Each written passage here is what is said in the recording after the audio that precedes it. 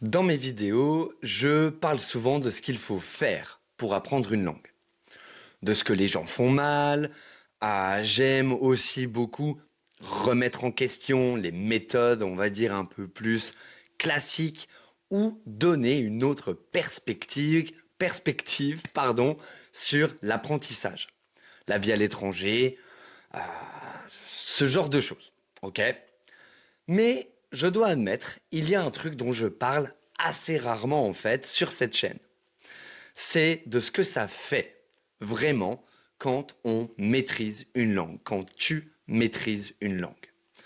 Parce qu'on parle tout le temps du chemin, des efforts, des difficultés, mais presque jamais de la récompense.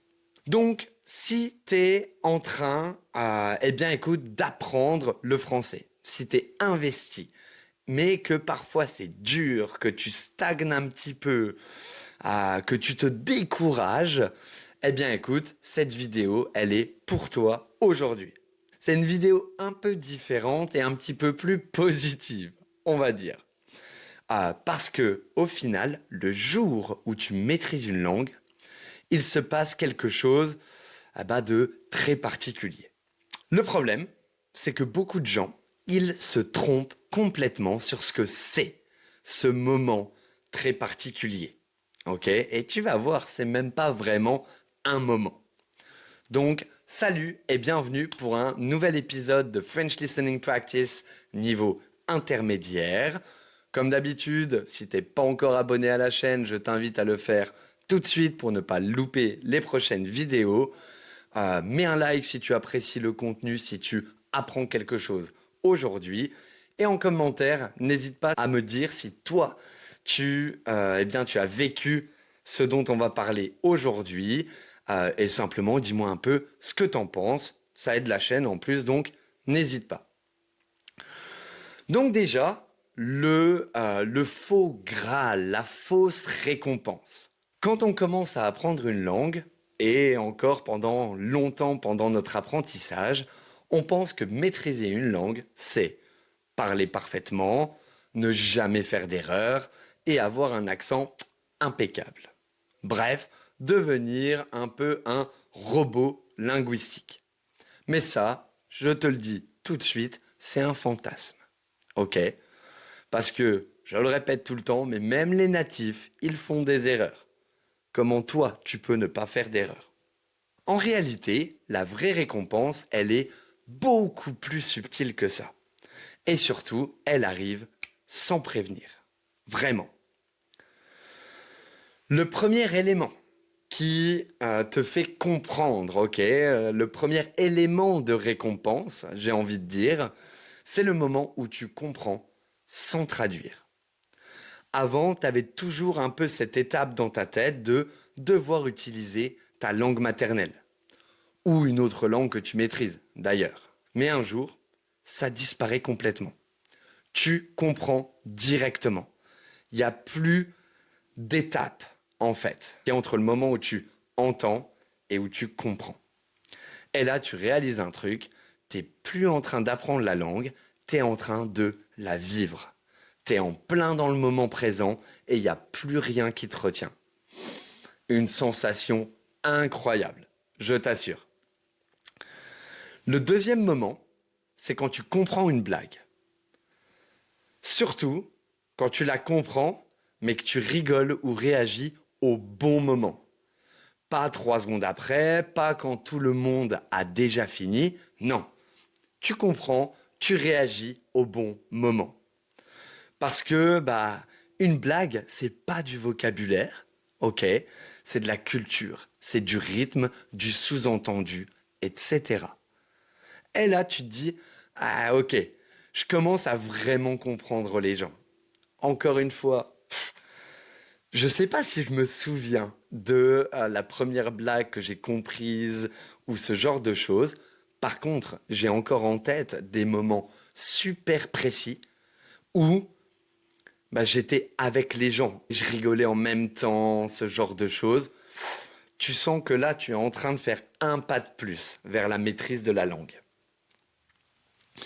Le point numéro 3, Ok, la récompense numéro 3, c'est quand tu commences à penser dans la langue que tu apprends. Et parfois, ça va même encore plus loin. Tu cherches un mot dans ta langue maternelle, mais tu le trouves plus. Par contre, tu le connais en français.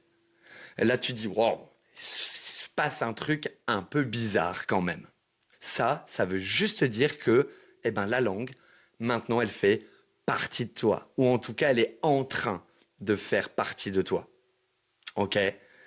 Ce passage-là, il me fait penser à une vidéo que j'ai faite il y a quelque temps. Je crois que c'était les effets secondaires de parler une langue étrangère. Je te la mets en haut de l'écran si ça t'intéresse parce que je pense que ces deux vidéos, elles se complètent assez bien en fait. Aujourd'hui, on se concentre sur les trucs très positifs, voilà, les trucs qui doivent te motiver en fait simplement, ok, parce que c'est ce qui t'attend une fois que tu maîtrises la langue. Mais cette vidéo, elle est un petit peu plus analytique, je crois. Enfin, je me souviens plus très bien. Je te la mets, jette-y un œil.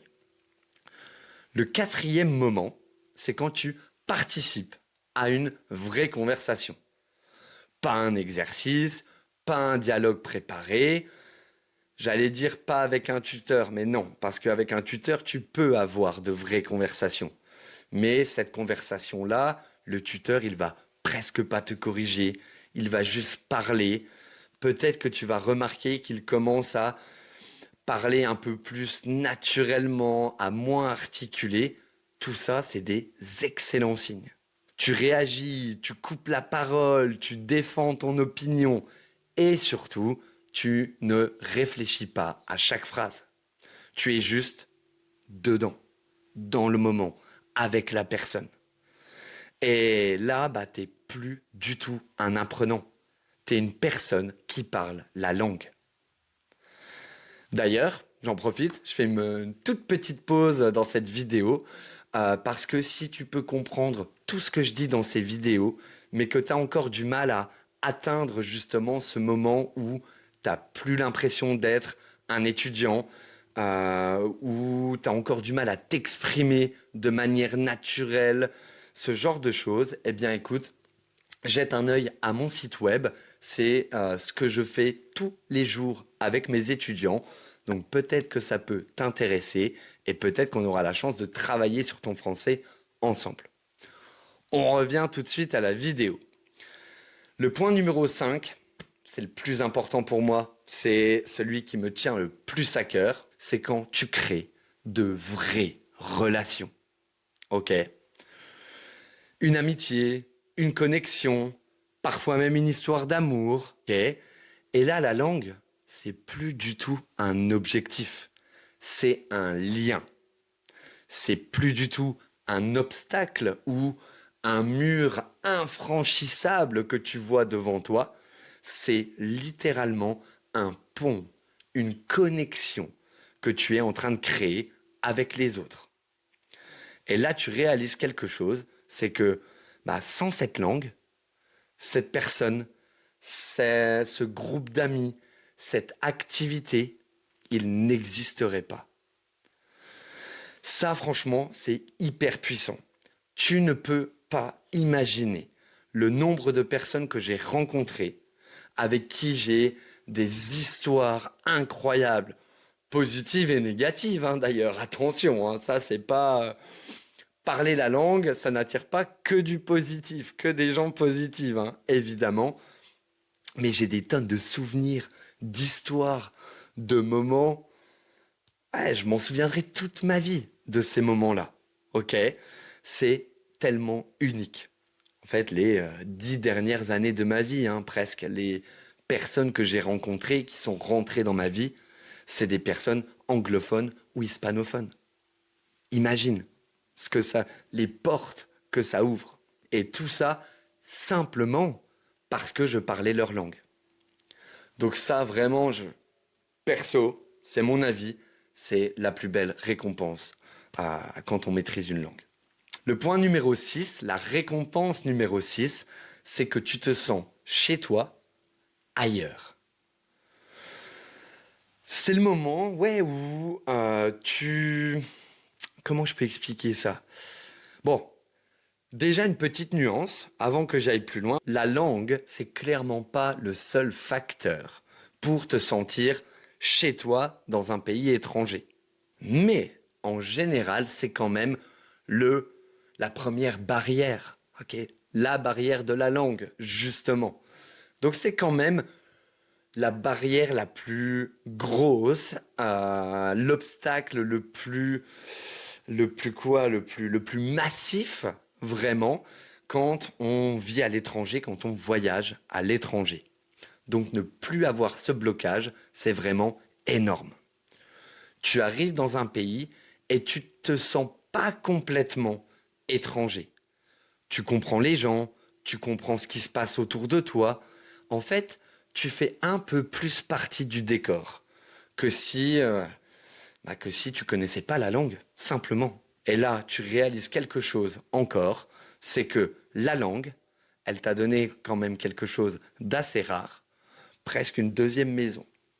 C'est vraiment une compétence qui va te permettre de te sentir beaucoup plus à l'aise toi-même, un peu comme chez toi, dans d'autres environnements, où la plupart des gens se sentent complètement paumés. Et tu vois, tous les moments dont je viens de te parler, aucun d'entre eux n'arrive quand quand tu es parfait, quand tu parles la langue parfaitement. Ça arrive bien avant ça, je t'assure. Vraiment. Ça arrive pendant que tu fais encore des erreurs, pendant que tu cherches encore tes mots, pendant que tu as encore l'impression de ne pas être prêt. Ok. Et ça, beaucoup de gens le comprennent pas. Moi le premier, hein. Vraiment. Je peux t'assurer le nombre de fois où des potes, pourquoi j'ai fait entre, où des potes ont eu besoin de me rassurer en disant mais t'inquiète, t'arrives à te débrouiller, tu parles la langue, vas-y, tu peux aller dans ce groupe. Et au final, ils avaient tout le temps raison. Mais moi, ma vision, c'est que je fais encore trop d'erreurs, il y a encore des trucs que je comprends pas, ce genre de choses. Ok, t'as pas besoin d'attendre d'être excellent pour commencer à vivre la langue. La vraie récompense, c'est pas de parler parfaitement, c'est le moment où la langue arrête d'être un effort. Et si aujourd'hui tu es encore en train de galérer, de douter et de te dire pardon que tu n'es pas encore assez bon, c'est normal. Mais surtout, ça veut dire que ça fait partie du processus. On passe tous par là. Ah, parce que garde en tête qu'un jour, sans prévenir, tu seras plus du tout en train d'apprendre le français, mais tu seras en train de vivre et d'être toi-même en français. Alors, on baisse pas les bras et dans les moments un petit peu difficiles, eh bien, essaye de te rappeler pourquoi tu apprends le français et sache que tous les moments dont on vient de parler ensemble aujourd'hui, ils sont accessibles et assez rapidement en plus, entre guillemets. Des tonnes de gens l'ont fait avant toi, t'es pas moins bon qu'un autre. S'ils ont réussi, tu peux le faire aussi. Donc, franchement, ne te prends pas trop la tête, continue, sois régulier et très rapidement, eh ben, tu te reconnaîtras dans toutes les situations qu'on a vues aujourd'hui. Donc voilà, j'espère que cette vidéo, elle t'a plu. En tout cas, moi, ça m'a fait du bien un petit peu de parler de tout ça parce que je trouve ça quand même intéressant. On n'en parle pas assez, réellement. Et ces moments-là, ils font vraiment du bien après tous les efforts qu'on met dans l'apprentissage de nos langues. Donc voilà, n'oublie pas de mettre un petit like, un petit commentaire. Tu prends soin de toi, tu passes un bon week-end et on se voit la prochaine fois. Ciao!